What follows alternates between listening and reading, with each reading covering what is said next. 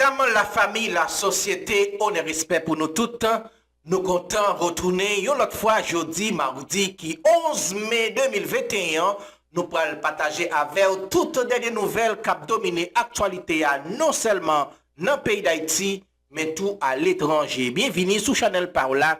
Voilà Kai. Madame, mademoiselle, monsieur, bienvenue à Metro News. Voici les principaux titres qui seront développés aujourd'hui.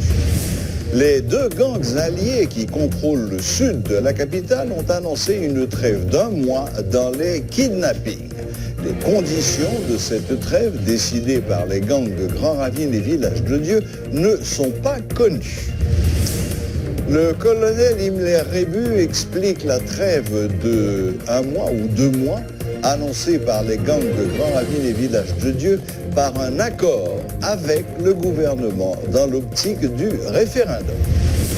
Un incendie a ravagé dans la nuit de dimanche à lundi une partie de l'école Jean-Marie Guillou. Contrairement aux informations qui circulent sur les réseaux sociaux, l'établissement n'a pas été détruit totalement par les flammes. Les conditions de la trêve décidées par les gangs de Grand Ravine et Village de Dieu ne sont pas connues. Les deux gangs alliés qui contrôlent le sud de la capitale ont annoncé une trêve d'1 mois dans les kidnappings. La Commission nationale de désarmement, démobilisation et réinsertion, CNDDR, a été en première ligne des négociations ayant abouti à cette trêve. Selon un membre de la CNDDR, les autorités haïtiennes se sont engagées à répondre aux revendications des chefs de gang. Le plan d'action de la CNDDR sera financé et exécuté. Ce plan prévoit entre autres la réinsertion des bandits. Au cours des dernières années, les chefs de gang ont exigé la réalisation d'infrastructures pouvant permettre l'accès aux services sociaux de base. On notera toutefois que les bandits redoutent un cloisonnement de leur quartier par l'installation de containers. Cette menace aurait infléchi la position des chefs de gang. Deux des chefs de gang les plus importants du pays, Tilapli et Iso de Village de Dieu et de Grand Ravine, ont annoncé une trêve du kidnapping qui doit durer 1 mois.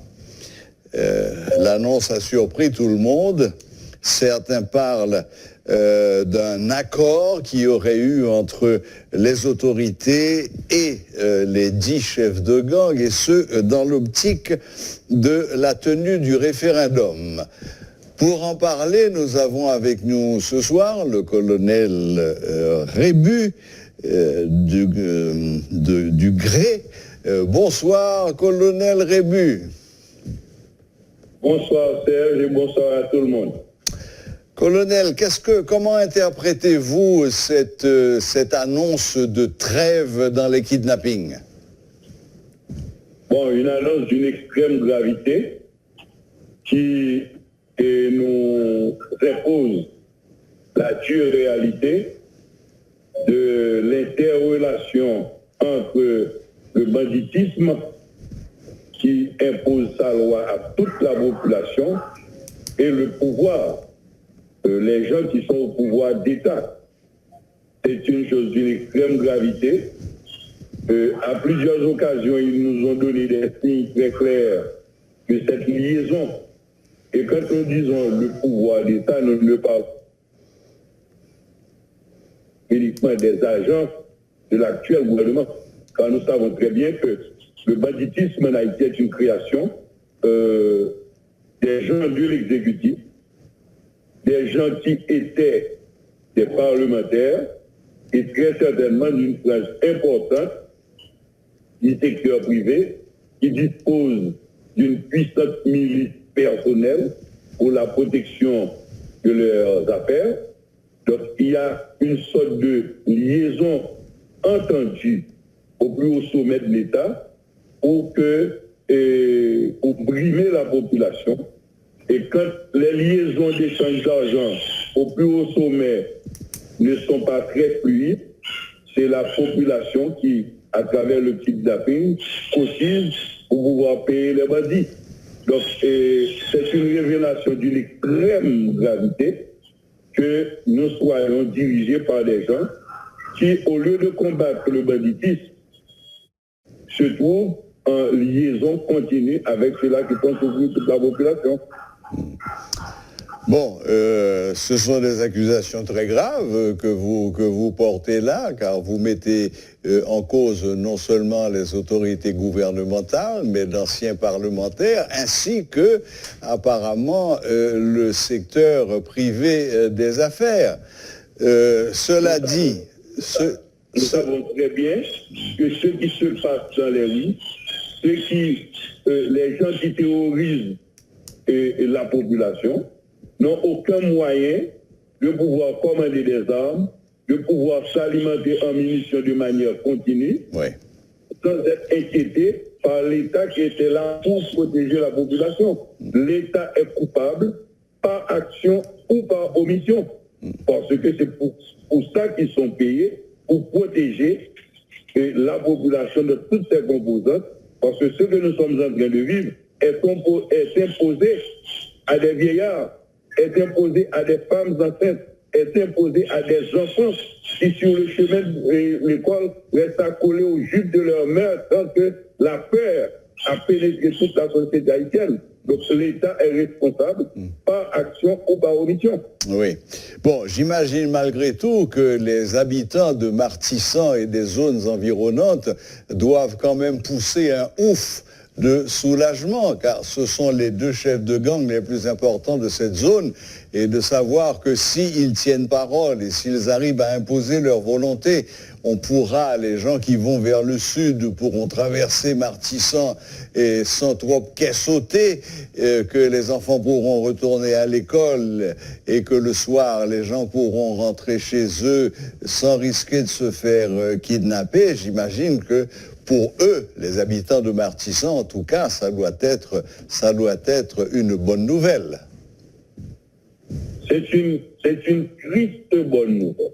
Ouais. Et là, on est dans le cadre d'une inversion de l'autorité de l'État.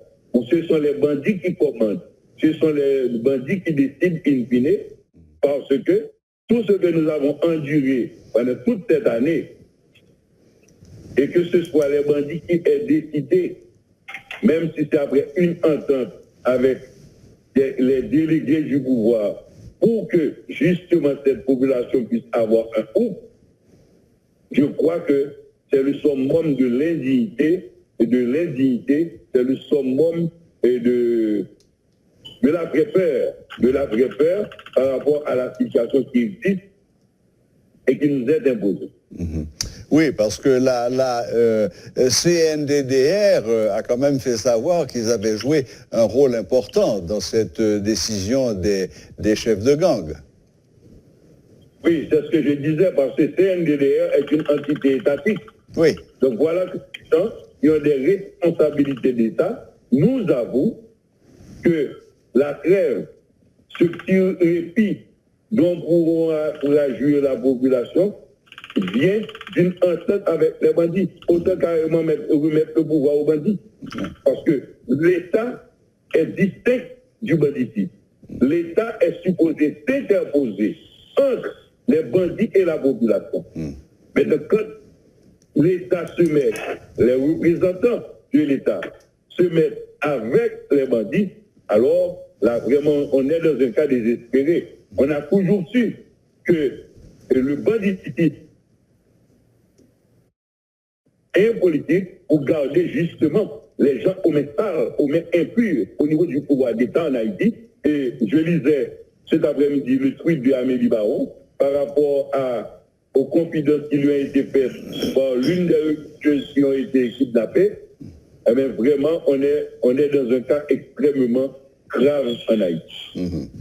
Oui, d'autant plus qu'il s'agit d'un répit qui est géographiquement très limité. Vous venez de faire allusion à la religieuse kidnappée. Ce gang-là ne s'est pas manifesté. Les 400 Maroso n'ont absolument pas annoncé qu'ils allaient eux aussi faire trêve. Peut-être qu'il va falloir demander aussi à cet ancien député reconnu pour être le patron des 400 Maroso qu'il négocie une trêve pour les gens de la Croix des Bouquets. Si cela avait été fait, peut-être que l'inspecteur n'aurait pas trouvé la mort au cours du week-end. Oui, c'est vrai. C'est vrai. Bon, Monsieur Rébu, le gouvernement fait face à deux échéances majeures, qui sont d'ailleurs liées en principe l'une à l'autre. D'un côté, il y a le référendum constitutionnel et d'un autre côté, il y a l'organisation des élections générales. Apparemment, le sort du référendum semble avoir été réglé et tout porte à penser qu'il ne pourra pas être organisé. Est-ce que vous partagez cette opinion? Je crois, ce que je vais dire là est extrêmement important d'après moi. Le banditisme n'est pas seulement ce qui nous est imposé par les bandits dans les rues, même des fois à l'intérieur de nos maisons. Le banditisme est une manière de penser. Le seul fait de parler d'une probabilité de modification d'une nouvelle constitution telle que c'est implantée est une pure manifestation de l'esprit bandit. Comment est-ce qu'on peut s'imaginer dans une société qu'un président réunit 5 personnes et décide de leur donner le pouvoir de rédiger un texte constitutionnel qui va être imposé à toute une nation? C'est presque pas, c'est inimaginable. C'est le summum du banditisme par la pensée. Je comprendrais bien qu'on dise qu'on va faire un référendum pour demander à la population si elle est d'accord qu'on ait une nouvelle constitution. Mais rédiger un texte par 5 personnes qui doivent être aujourd'hui déclassées de notre considération citoyenne et imposer la totalité du texte comme un acte référendaire, vraiment il faut être ou bien fou, ou bien être convaincu d'être un bandit à la tête de l'État pour le penser comme ça, pour le réaliser comme ça. Maintenant, il est évident que l'opposition a passé plus de 3 ans sans une stratégie fiable, avec des mouvements tactiques. Elle cherchait à renverser ou à forcer le président Jovenel Moïse à la démission. L'opposition s'était trompée. Mais je crois que c'est le pouvoir qui a choisi la date pour permettre à l'opposition d'atteindre son objectif. Parce que j'ai l'intime conviction que si cette affaire-là est maintenue, la population qui aujourd'hui a un devoir de se rébeller, a un devoir de révolte, choisira ce jour que cette prétendue affaire de référendum pour se rébeller globalement sur tout le territoire de la République. Parce que c'est inacceptable ce que l'on tente de nous imposer comme citoyens et citoyennes dans ce pays. Bon, c'est apparemment le chemin que les choses sont en train de prendre, car on a signalé plusieurs cas où des délégués de ce fameux CEP ont été très mal reçus dans différentes villes de province.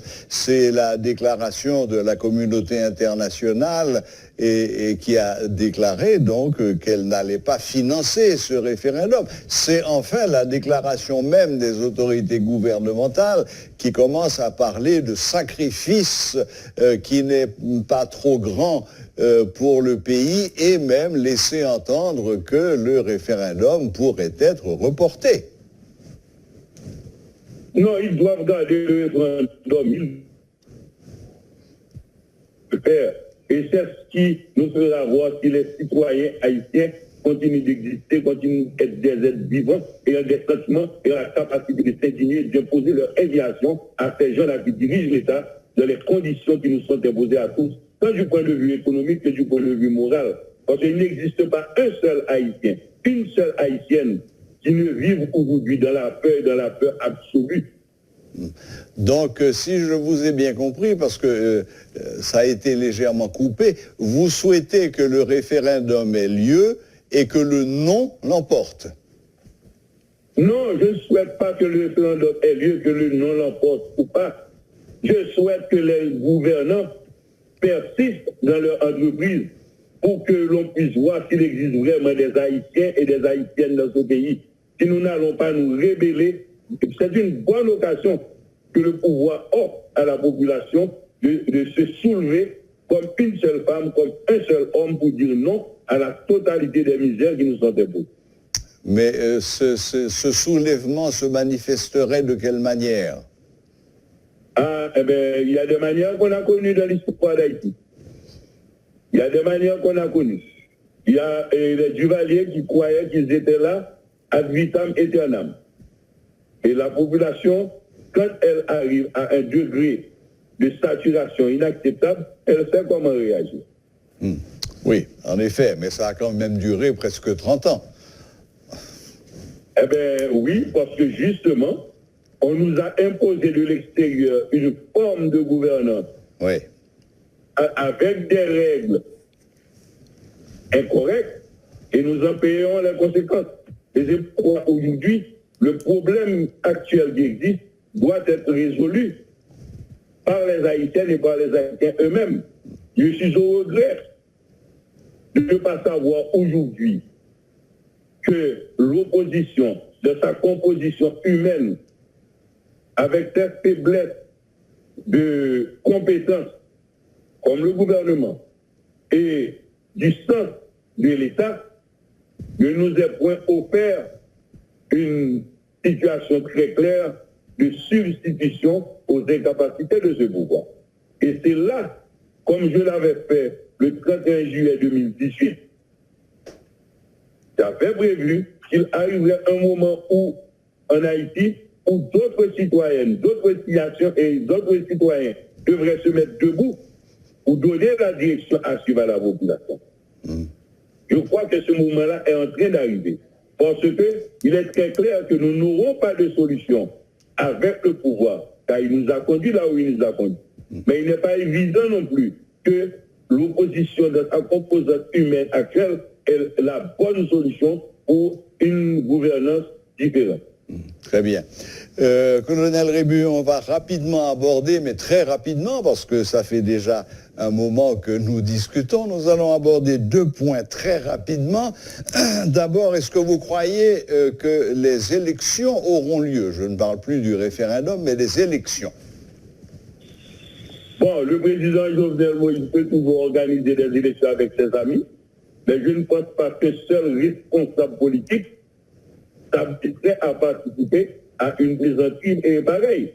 Donc, pour organiser des élections, ce n'est pas impossible. Comme le référendum, on peut toujours insister, on peut toujours essayer d'organiser les élections, mais nous savons que des partis politiques dignes et en le sens de l'État ne participeraient jamais à une telle comédie.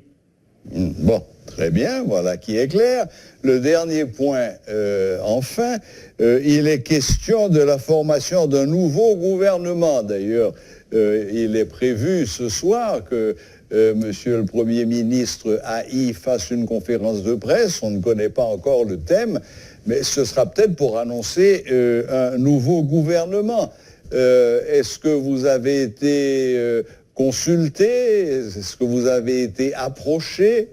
Et qu'est-ce que vous pensez de cette possibilité d'avoir un nouveau gouvernement? En Haïti, les gens qui sont dans la politique savent quand et sur quel sujet me contacter. Les sujets sur lesquels ils ont déjà la réponse, liés à mon sens de l'État, à mon sens du respect de la personne humaine, ils savent très bien qu'il y a des sujets qu'on ne peut pas m'accorder. Il y a très clairement la possibilité, tout le pouvoir que le président Jovenel Moïse peut choisir. Des gens, d'ailleurs, il l'a fait à plusieurs reprises, pour former un gouvernement. Il peut toujours former un gouvernement avec des gens partageant ses points de vue. Moi, je ne partage pas la forme de gouvernance qui est dans la tête du président, donc je ne peux pas être un coéquipier, et les gens savent des sujets sur lesquels je peux être contacté et ceux-là sur lesquels je ne peux pas être contacté. Ils connaissent déjà mes... Eh bien, voilà qui est très clair. Colonel Rébu, il ne me reste plus qu'à vous remercier de nous avoir accordé un peu de votre temps, même si c'est par visioconférence. Merci beaucoup et bonne fin de soirée. Ça a été un plaisir et je dis à tout le monde ne désespérez pas.